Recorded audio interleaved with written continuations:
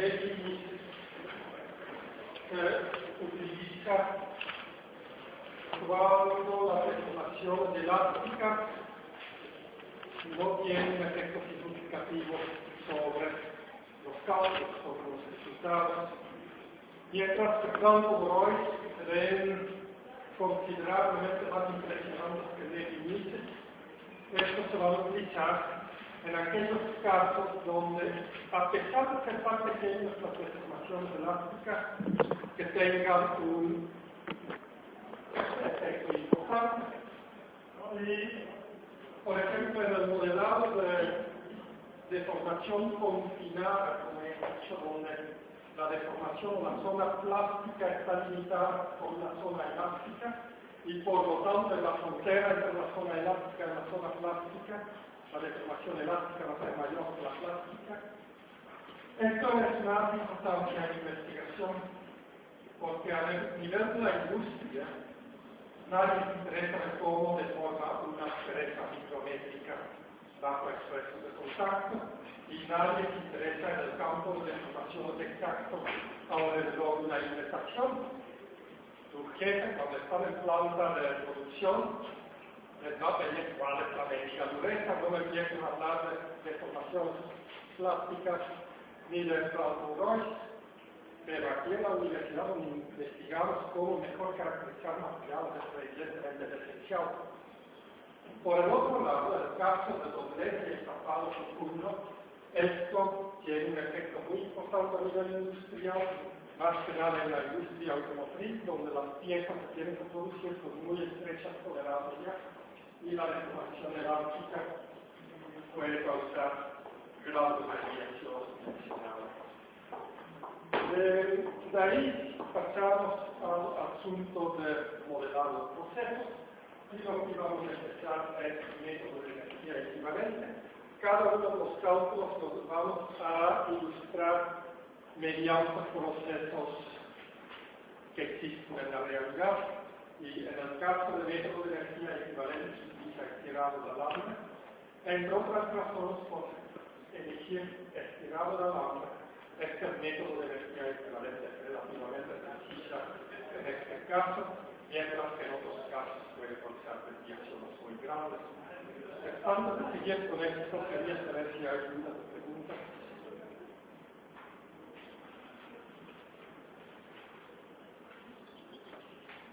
Bueno, pues vamos a hablar del método de energía equivalente, y el ejemplo era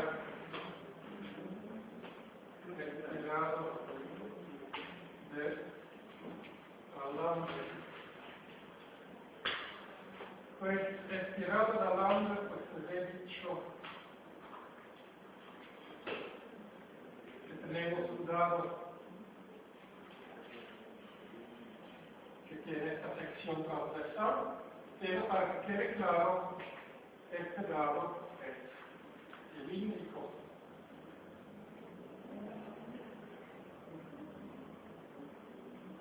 Esta es la sección, lo demás hay que pensar que está en 3 dimensiones.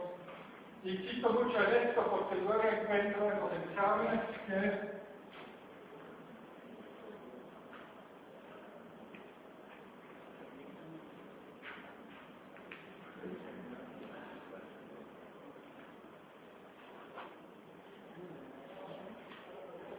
por lo menos unos 50 exámenes en lo que vamos en esta materia he encontrado esta cosa. Pues si todo en esto les pongo 0, ¿no?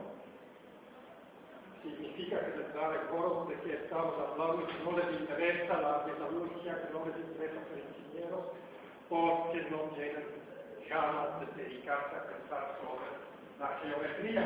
Pues es un cilindro hueco con una salida cónica, no les pido dibujos a todo detalle ni super exactos, pero eso sí es controlado. Pues tenemos aquí el alambre que va a seguir el perfil delgado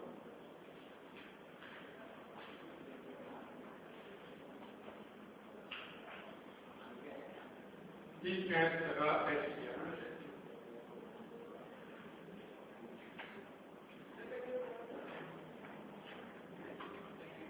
Pues les digo rápidamente de dónde viene esto. Y pues, cuando no pensamos en la geometría y luego borramos estas líneas, me parece como si es un globito lleno de quién sabe qué, plastilina, pasta de dientes, lo que sea, y que de alguna manera bien saca la pasta de dientes de por ahí. Pues, pero esta es una clara indicación de que nunca han pensado en qué es el proceso. Ahora, estirado de alambre es un poquito especial en términos del proceso. Si vamos a Wikipedia, por ejemplo, tiene una página muy primitiva donde se muestra con una pura placa de acero, si le hacemos un orificio cónico, podemos estirar alambre. Si lo pueden hacer en su casa, no hay problema. Con que imaginan un orificio cónico en una placa, montan esta placa en un soporte vertical, se puede hacer con dos sillas, lo que sea, agarran una hoja de cobre espeso y una pinza, pueden hacer estirado el alambre. ¿Por qué no tienes información sobre la alta tecnología? Pues es muy sencillo. Hay nada más 3 empresas a nivel mundial. Una es Beka, la otra la estaba viendo ayer, es un japonés. Y hay otra que no me acuerdo de dónde, que domina el mercado a nivel mundial. Y la calidad de los alambres producidos, tanto en cables para conducción eléctrica, como en lo que se llama steel cord para refuerzo de llantas automotrices o para cables de puentes colgantes, como en muchos otros productos, la calidad del material y la rentabilidad de la operación depende tremendamente de lo que vamos a discutir aquí. Y nadie quiere hablar de esto en público, todo el secreto de empresa. Pura coincidencia, trabajé en un grupo donde el jefe del grupo, el jefe del jefe, había trabajado en la planta más importante de estirado de alambre de Europa y tenía varios proyectos que varios de mis compañeros trabajaban en investigación básica.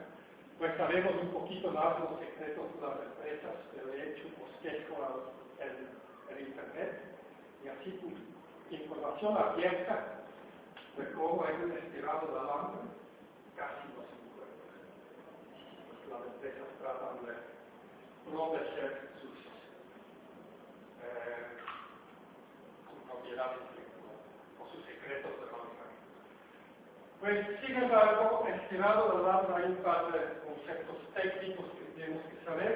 En la clase anterior habíamos dicho que la reducción es igual a 1 menos el radio,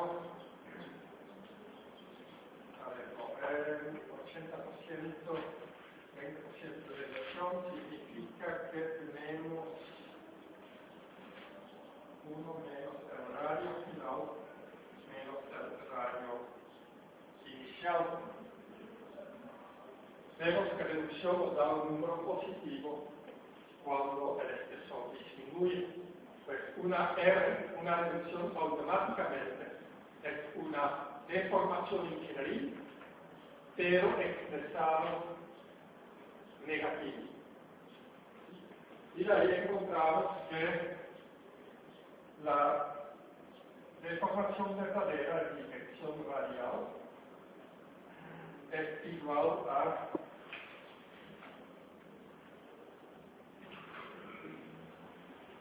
el logaritmo de R final R0, pero el radio final es menor que el radio inicial y por lo tanto vamos a obtener un número menor que 1 en el argumento y un logaritmo que es negativo. Acuérdense también que no podemos tomar deducciones. Esto era el chiste. Si no trabajaba en alambre, si no trabajaba en lámina, pero siempre era el chiste para engañar a un principiante. Pues en la laminadora eléctrica vamos a tener 5 pasos de 20%. ¿Cuál es la reducción total? A 100%. 100% significa que el espesor final es igual a 0. Examinamos las áreas hasta que se desaparece. Evidentemente, esto ya lo hemos visto en el primer capítulo, lo que voy a sumar son las ecuaciones logarítmicas, pero no las reducciones. Pues, aquí encontramos el logaritmo de 1 menos r.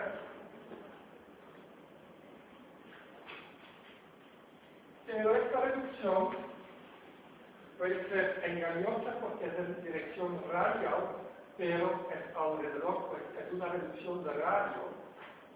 Es lo que mide el capataz con su calibrador, pero no nos da una medida bien de la reducción de área.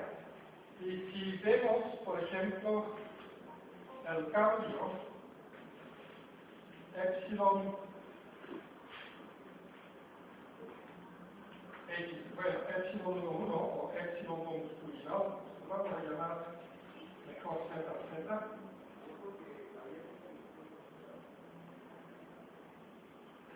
Este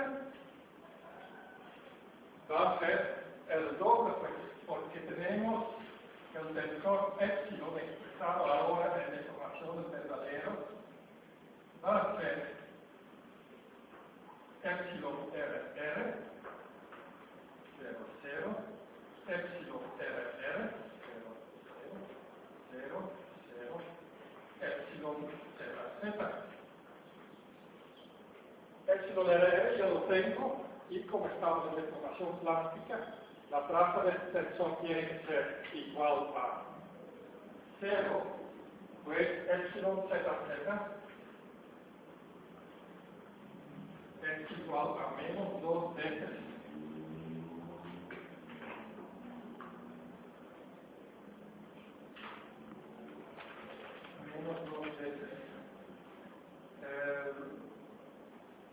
epsilon r, y por lo tanto es igual al logaritmo de r0 al cuadrado entre r final al cuadrado entre el logaritmo de l final entre l0.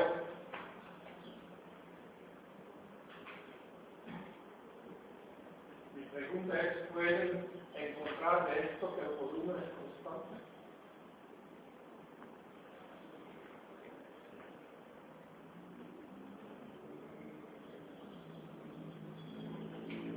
Agarramos la última expresión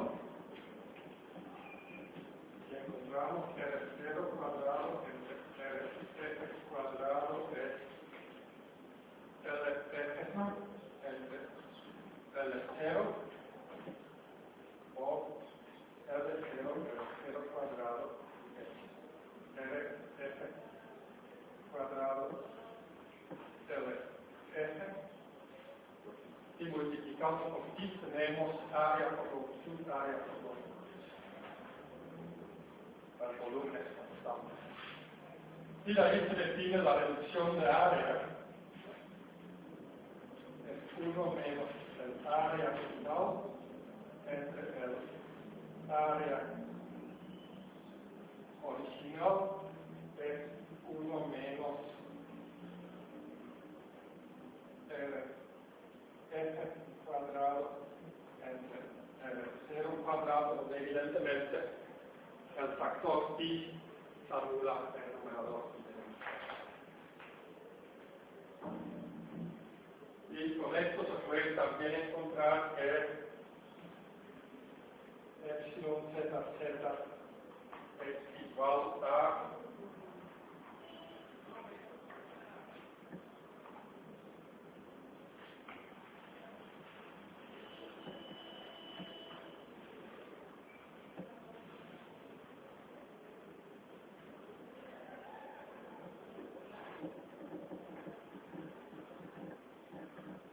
y esto es importante porque vamos a hacer el mismo pequeño cálculo aquí en laminado, pero vemos que reducción en términos de tirado de alambre y reducción en términos de laminado tiene un impacto relativo,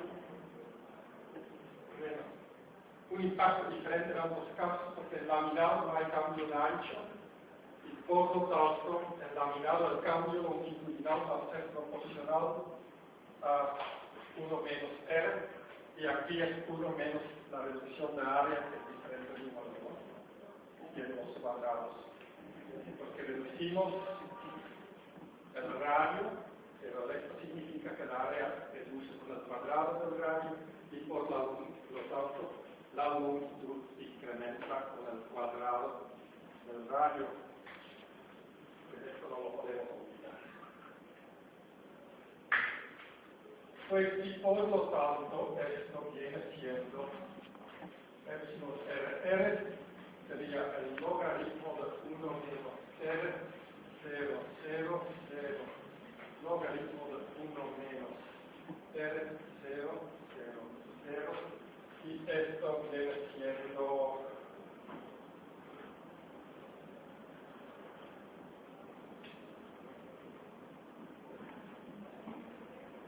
menos el logaritmo de 1 menos R al cuadrado.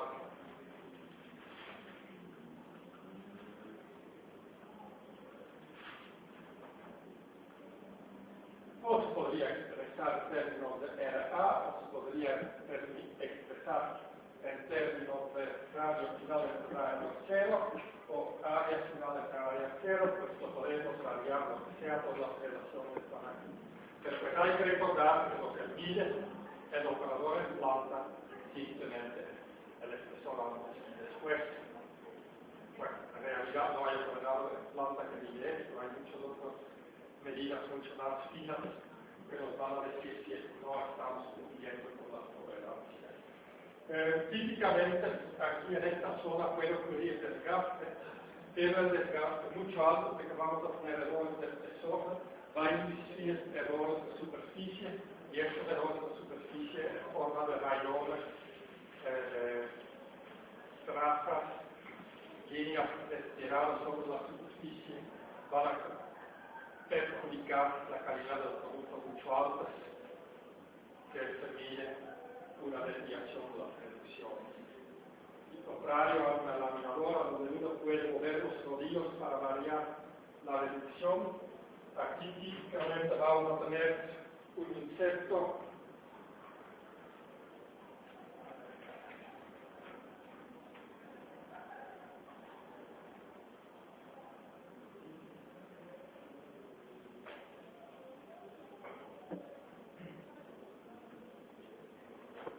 un pequeño arito que puede ser acero de herramientas, que puede ser carburo de tungsteno, que puede ser diamante, que puede ser CBR, nitruro de boro cúbico, que es casi tan duro como el diamante, pero el diamante es carbono, y si estiramos alambre de acero, el carbono tiende a difundir hacia el alambre, y se pierde material del diamante, que es un desgaste difusivo. Si se utiliza nitruro de boro cúbico, es menos duro, pero no hay tanta difusión de nitrógeno hacia el acero, y el desgaste difusivo es mucho más lento. Igual se puede utilizar carburos de titanio recubiertos, pues todos podemos utilizar en herramientas de corte, también se puede utilizar aquí para prevenir el desgaste. Desde luego, el carburo tungsteno fue inventado en Alemania porque al estar aislado de los proveedores de diamantes, pues estaban peleados tanto con los sudafricanos, los australianos, como con los rusos. Nadie les quería dar diamante para su destirado de alambre, y por lo tanto no podía tener alambre. Es decir, ningún cable, ningún clavo, ninguna reja, nada dall'arco del suo a sparare all'enemico, y puede inyectar el carburo de un sistema para suplantar este producto. Un sistema se encuentra obviamente hasta la fecha en Alemania y Austria, pues no tenía falta de conocido. Pues, esto punto de vista un poquito del entorno y los conceptos que utilizamos. Los conceptos de reducción todavía los vamos a tener que utilizar al final de esta clase para ver algunos aspectos tecnológicos. Pues insisto, este lado del arte ya recibí una gran cantidad de aplicaciones, pues simplemente para rejas mayas, alambres de púa, que son aplicaciones muy sencillas. Hay luego todo lo que son cables de conducción, lo que está de moda hoy en día en la literatura son cables de conducción, la reacción de cobre con magnesio y estaño, utilizados para líneas de tren de alta velocidad, porque el cable de cobre ordinario no resiste, se necesita mayor resistencia mecánica, pero no se puede tener mayor resistencia eléctrica, porque se genera pérdida. Y la más alta tecnología son los cables para elegadores, puentes colgantes, y los mismos productos se utilizan en repuestos para llantas. La industria de llantas es tan importante que ahí se tiene realmente el mayor desarrollo tecnológico. Hoy en día los cables más resistentes producidos por este grado de alambre llegan a resistencias de 4.500 megapascales. Esto es más resistente que cualquier fibra, como se ha dicho, fibra de carbono, fibra de Kevlar, nanotubos de carbono, nada más que el acero pesa 3 veces más, es impecable. Pero hasta la fecha no se puede producir a nivel tecnológico, a nivel planta, para que ustedes no pueden utilizar un cable que es más resistente, una fibra que es más resistente que la fibra de acero. Muchos se dicen de nanotubos de carbono, no hay hasta la fecha nadie que nos dice cómo se puede producir una fibra que se puede implementar en el producto comercial, y en lo que es fibra de carbono, su resistencia teórica es de 10.500 megapascales, comparado con las 4.500 para fibra de acero, pero nadie puede producir la fibra ideal, que las fibras tecnológicas de carbono tienen resistencia igual a la fibra de acero, pero son más ligeras. Si les sobra dinero, por ejemplo, para producir aviones de combate ultra ligero, carros de carrera ultra ligero, vamos a utilizar fibra de carbono, pero en muchas aplicaciones tecnológicas seguimos defendiendo cable de acero, es mucho más barato. Muy bien, bueno, otros productos tan sencillos y ordinarios, clips para papel, clavos, aros, pues encontramos alambre de todos lados y existe nada más, hay 3 empresas que realmente producen alambre a nivel mundial y estos compiten ferozmente con el mercado, no tanto el mercado para clavitos y para clips, sino mucho más el mercado de estos productos de muy alta tecnología como conductores eléctricos y cables de ultra alta resistencia. Bueno, ¿cómo vamos a calcular el esfuerzo estirado? Pues vamos a considerar el método de energía equivalente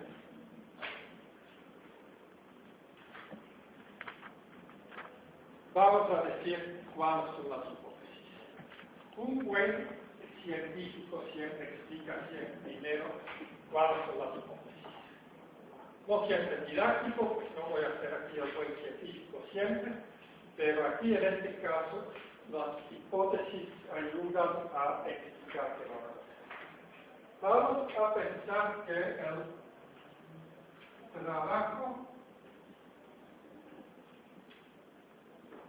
aplicado externamente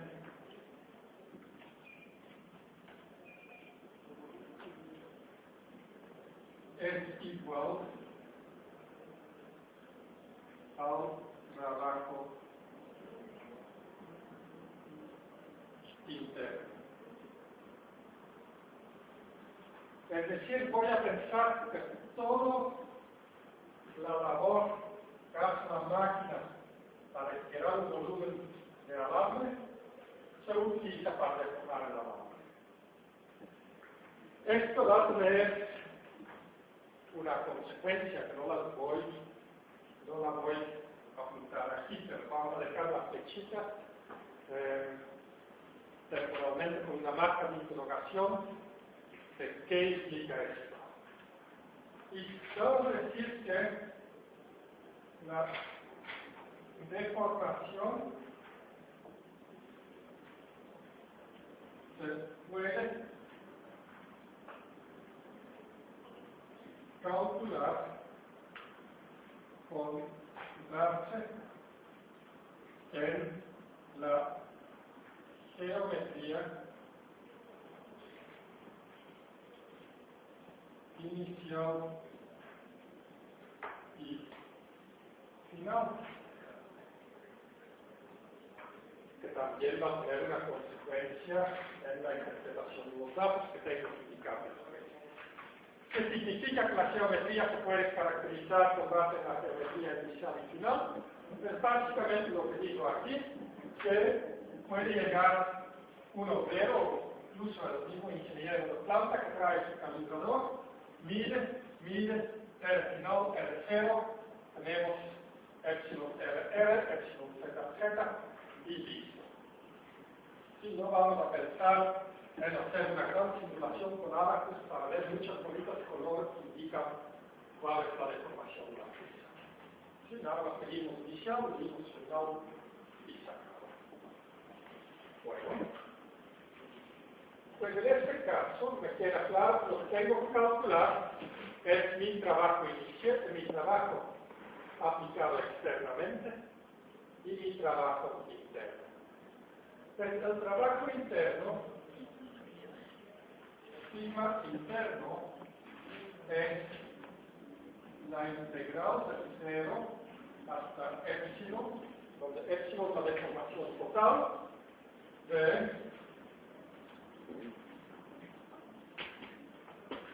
sigma de epsilon.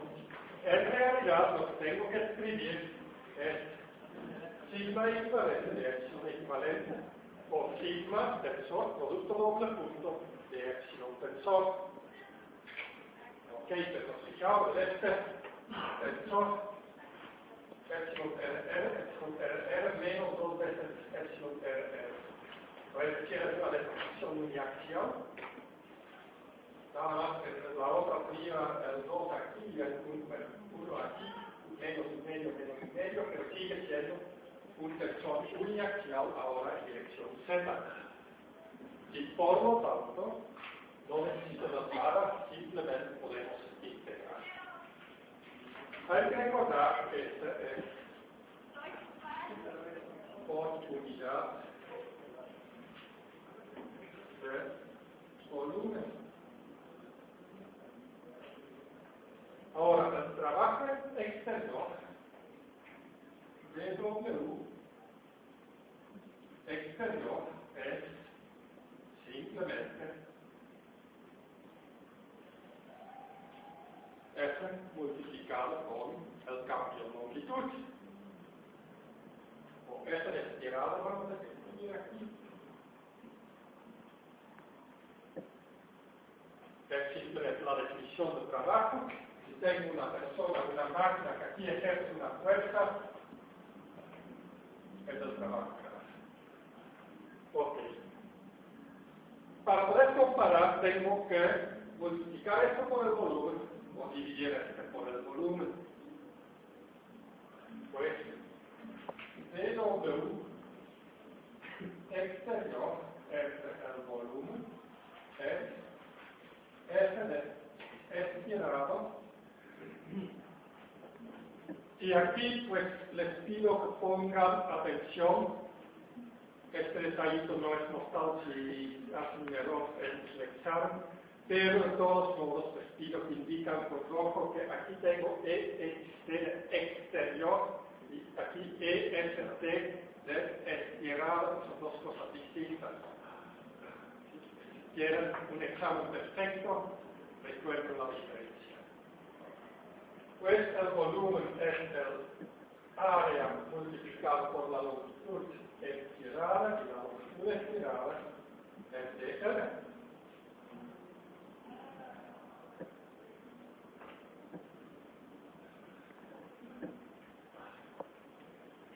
Y la fuerza de estirado dividido entre el área de la pieza es el esfuerzo de estirado. Igual a los dos y encuentro que sigma de estirado es la integral de 0 a epsilon. ¿Qué epsilon? Pues la epsilon que tenemos allá, la ZZ, porque estoy definiendo la dirección del eje y por lo tanto es logaritmo de longitud final de longitud 0.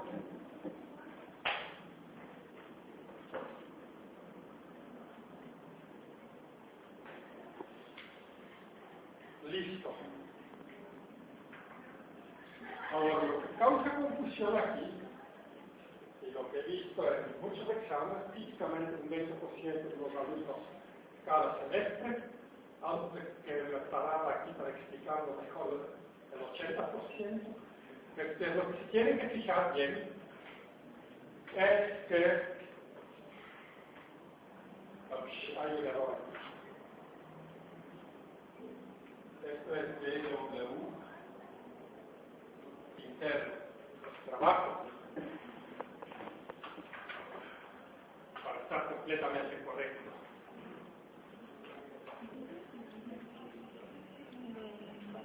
Hago la integral del trabajo, pero ¿qué resulta? Obtengo al final que el esfuerzo es igual a un incremento de trabajo. ¿Cómo puede ser esto? Pues la razón es muy sencilla. Estoy trabajando, todo mi cálculo, estoy igualando trabajo, que es trabajo entre volumen. Trabajo tiene como unidad newton-metros o joules. Dividido entre metros cúbicos, obtengo newton-metro entre metro cúbico o newton entre metro cuadrado. Si tienes trabajo por unidad volumen, mencionas un esfuerzo.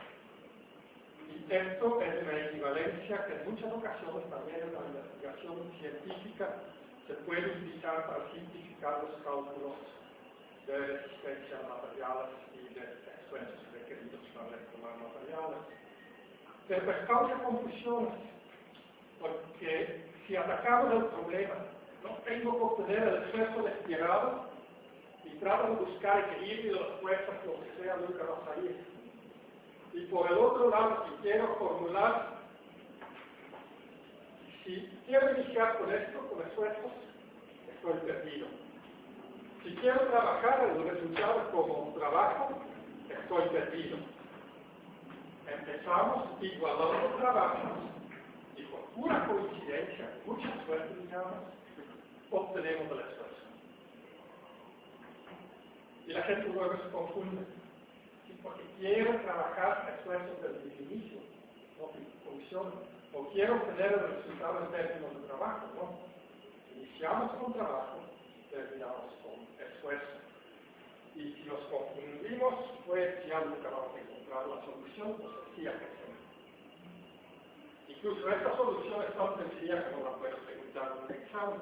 Pues tenemos que investigarla un poquito más para encontrar detalles interesantes con respecto al proceso. Si utilizamos la ecuación de buscar ahora la deformación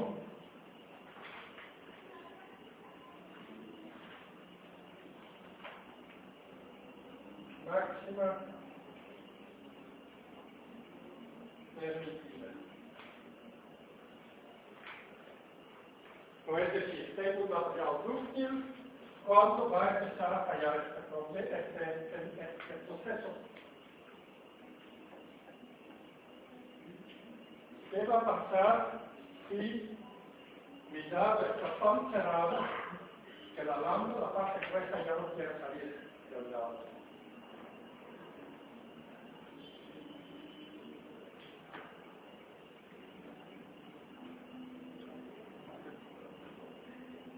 Sí, aquí me sobra, podría poner cable más grueso, tratar de calarlo con el mismo edificio. Pero en el serie, ¿qué pasa? Te vamos a romper, porque es un material dúctil. Sí, pero va al final todo empezar a deformarse en la zona fuera del dado, ya no adentro. Y por lo tanto se dice que la máxima deformación que se puede obtener es cuando el esfuerzo estirado es el límite de excelencia. Sí, en este momento voy a tener una deformación de la lambda ya estirada y no una deformación del material dentro del dado. Si utilizamos una expresión muy sencilla para el límite de excelencia,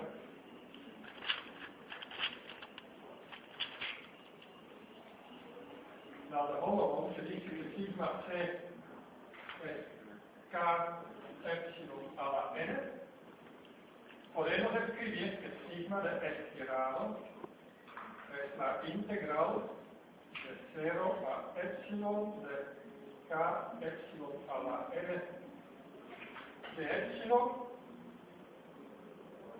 es igual a k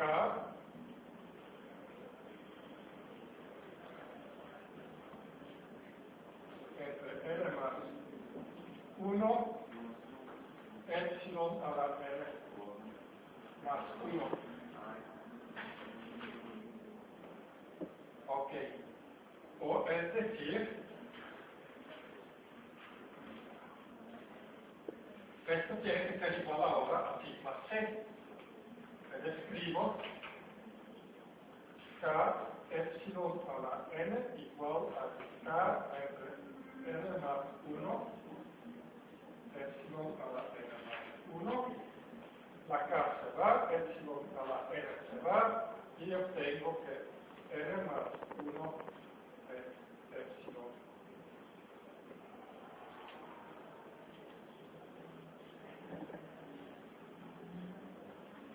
La deformación máxima alcanzada es igual a n más 1.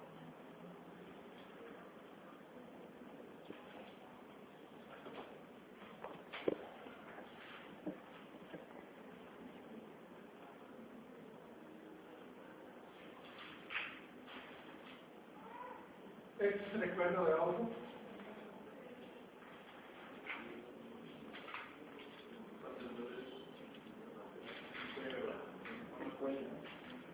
Sí, pues el criterio lo considera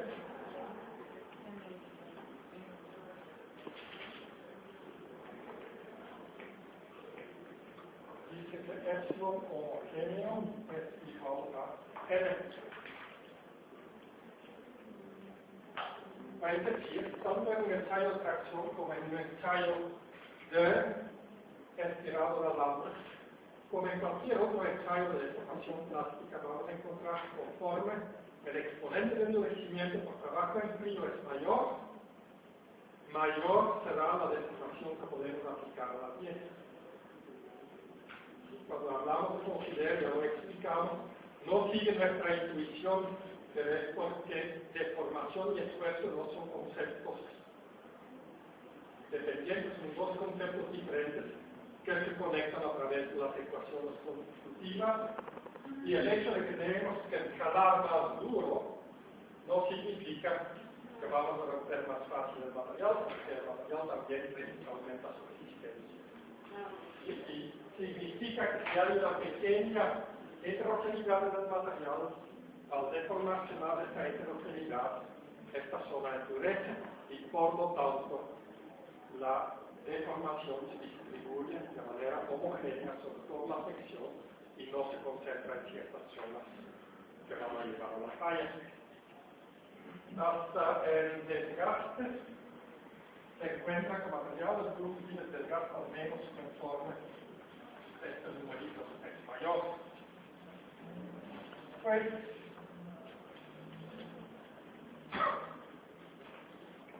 no quiero borrar todo,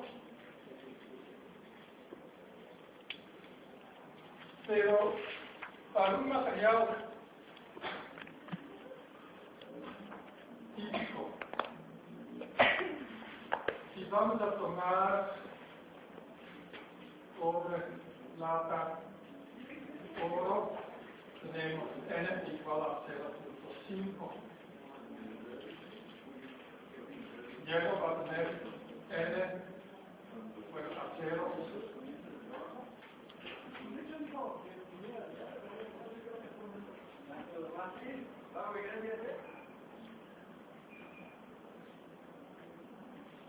Encontramos estos valores para aluminio.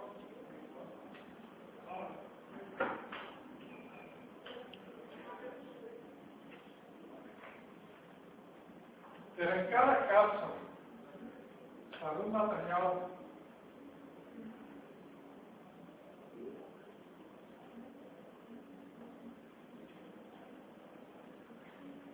altamente deformado, vamos a encontrar que es aproximadamente 0. Un proceso de estirado de alambre nunca se lleva a cabo en un solo paso, pues después del primer paso de estirado, estos valores iniciales ya no tienen significado y podemos simplemente poner que el endurecimiento por trabajo activo es 0. Esto significaría que si vamos a aplicar un ensayo de tracción, el material rompe al instante. Y es efectivamente lo que ven mis alumnos de tesis, cuando laminamos un material, sigue aumentando su resistencia, pero muy pronto llegamos a un punto donde la deformación plástica no es 0, nunca es 0, pero está muy cerca de 0. Pero con este mismo material que tracción se rompe, la deformación es muy pequeña, el estirado de la alambre podría todavía tener una deformación de 1. Y por lo tanto,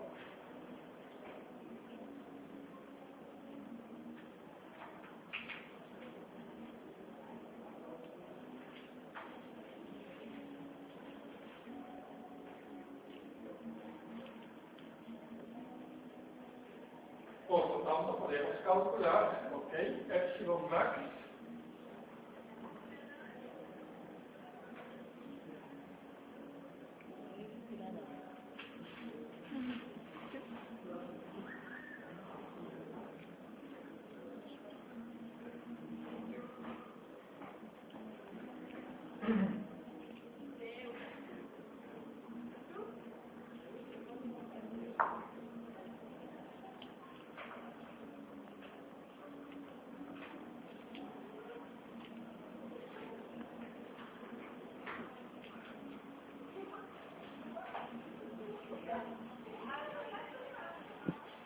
a ver, chequen mis cálculos, porque aquí ya borré lo que necesitábamos.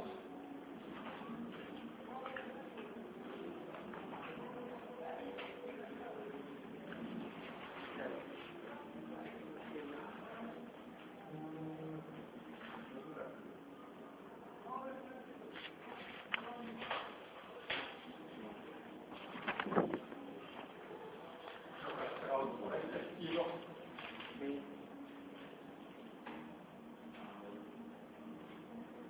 Pues encontramos esto que el logaritmo de 1 menos r es menos 1 medio, 1 menos r es la exponencial de menos 1 medio, r es 1 menos exponencial de menos 1 medio.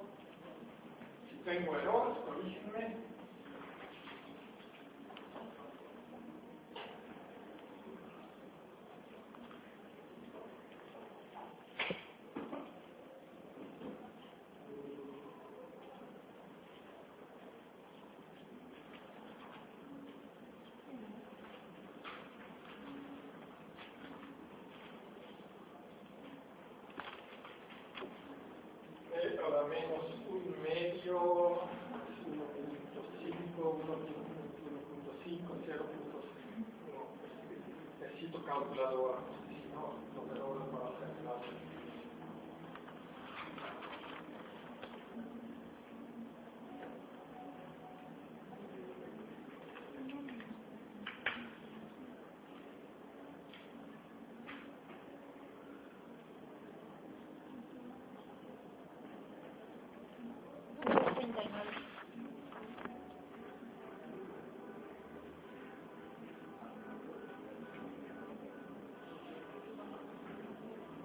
Pues decir, reducciones de espesor, un 40% de total que podemos alcanzar.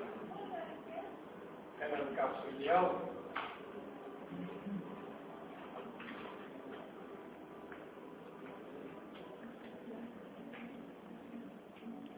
pero son reducciones muy grandes y desde luego, si vamos a calcular el incremento de la longitud para estas reducciones, pues punto 4, es decir, nos quedamos con el 60% bueno, hay que hacer los cálculos con calma, pero pues son muy buenas reducciones, significa que en un par de pasos podemos ir de, digamos, 1 centímetro a 1 milímetro.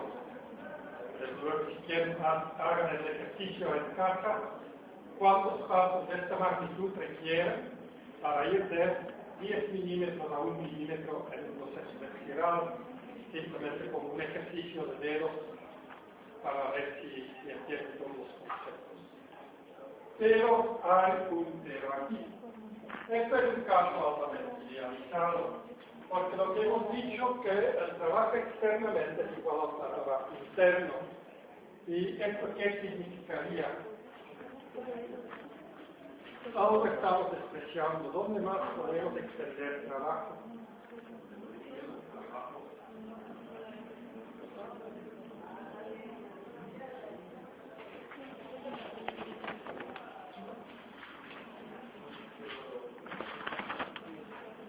Despreciamos la fricción.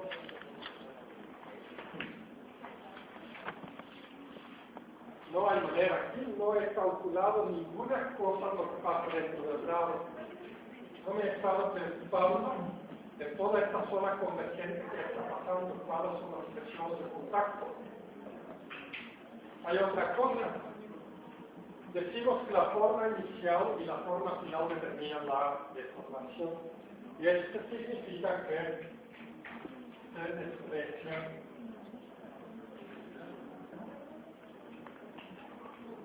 el trabajo redundante.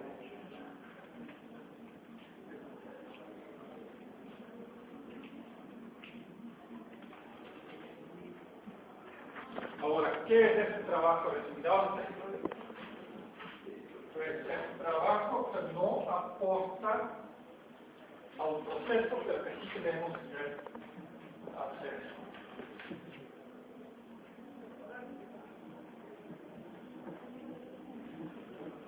¿Y por qué existe tal cosa? Pues vamos a considerar el dibujo del grado nada más en sección. ¿Perdón? ¿Qué dijo que es el trabajo redundante? Es lo que estoy explicando. Pues vamos a hacer el grado. La mitad nada más, no necesito. Bueno, podemos utilizar todo para mayor calidad.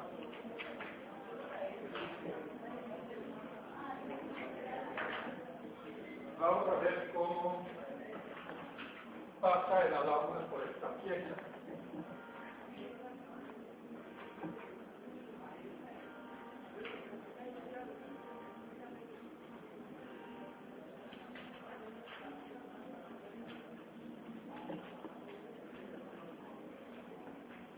Pues un volumen elemental expone por la línea central del alambre al entrar en el grano va a convertirse en una pieza cónica y al salir va a estar alargado y adelgazado. Ahora, si la misma pieza viaja cerca de la superficie,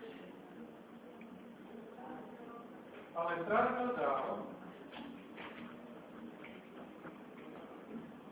va a sufrir un deslizamiento. Lo voy a indicar con gamma. Ustedes saben que gamma no es un deslizamiento puro, es en realidad la combinación de un deslizamiento y una rotación. Y al salir va a sufrir una deformación opuesta para volver a hacerse paralelo con la superficie. Y si dibujamos aquí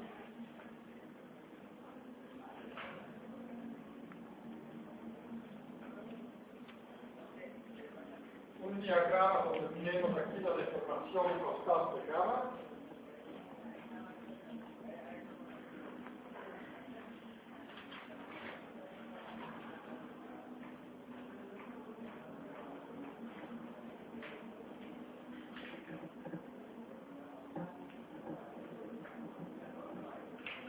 y aquí el esfuerzo constante tau, vamos a encontrar que vamos a tener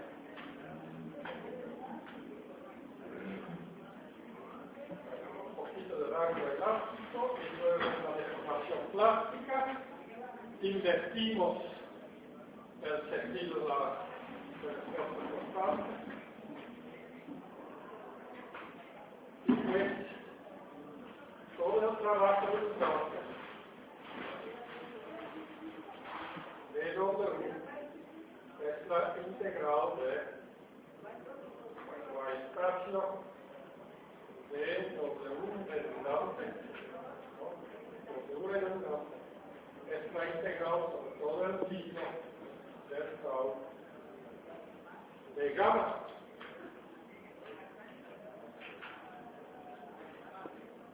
Y para deslizar aquí necesitamos un esfuerzo constante. Para volver a enderezar la pieza necesitamos el esfuerzo constante del sentido opuesto. Y el resultado es que tenemos que extender trabajo del cual no observamos absolutamente nada a la salida. Y hay otras consecuencias. La superficie va a estar más reducida por trabajo en frío que el centro.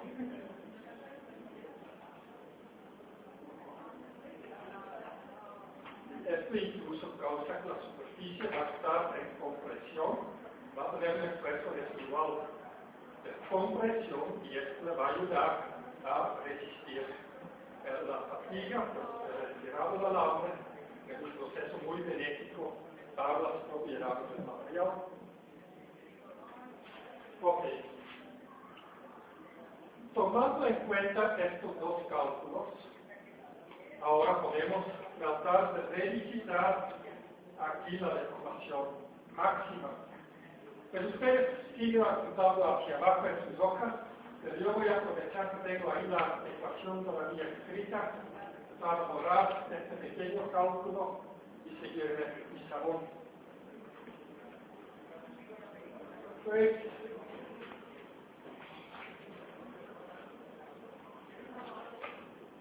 por estos factores que no hemos tomado en cuenta en los cálculos, si tenemos que extender más trabajo, por fricción y trabajo redundante, significa que la máquina externa va a tener que jalar más fuerte. Si aumentamos el trabajo dentro de la herramienta, significa que tenemos que aumentar el trabajo externo. Ahora, si voy a graficar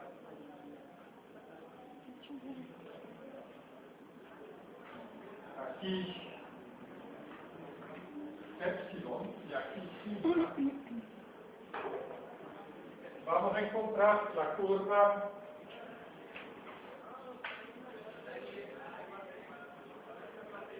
sigma k epsilon a la n, como dijo el Señor Jesús, pues es una parábola.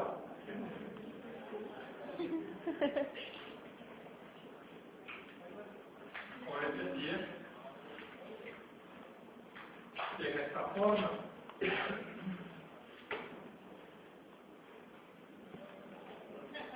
¿Por qué? Porque n se encuentra entre 0 y 0.5.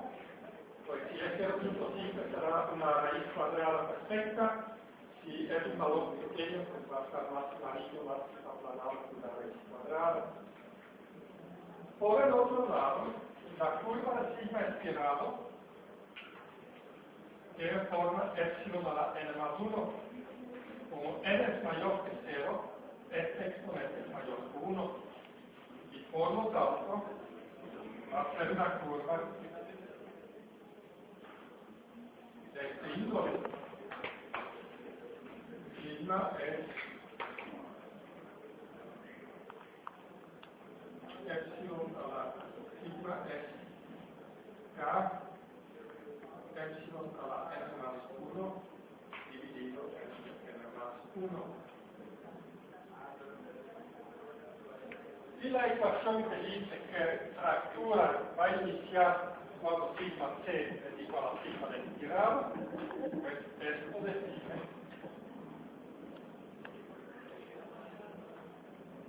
epsilon max.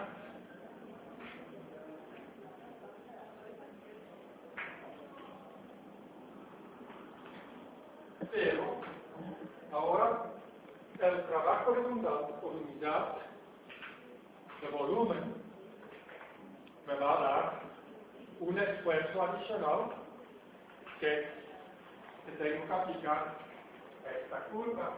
Por trabajo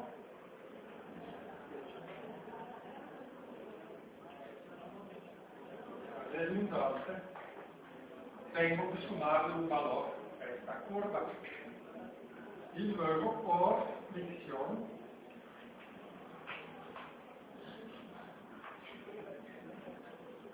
se le va a sumar otro poquito. En cada punto de la curva voy a obtener una cosa que le tengo que sumar y que me va a elevar el valor de la curva hacia valores mayores. Y por lo tanto, esto es ideal. Y aquí vamos a encontrar epsilon max real, verdadero, y va a ser menor. Ahora, ¿cuál va a ser exactamente?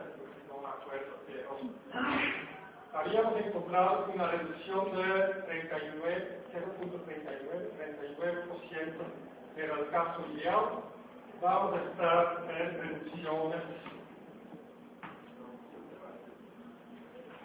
Vamos a aproximadamente 0.35. Y está muy mal la lubricación, o sea, no utilizamos lubricación. Vamos a tener menores reducciones.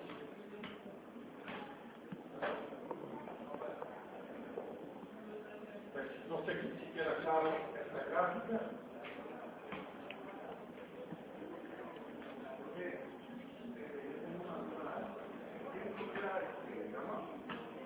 El ángulo constante con la deformación constante. En realidad sería 2 veces la deformación constante, pero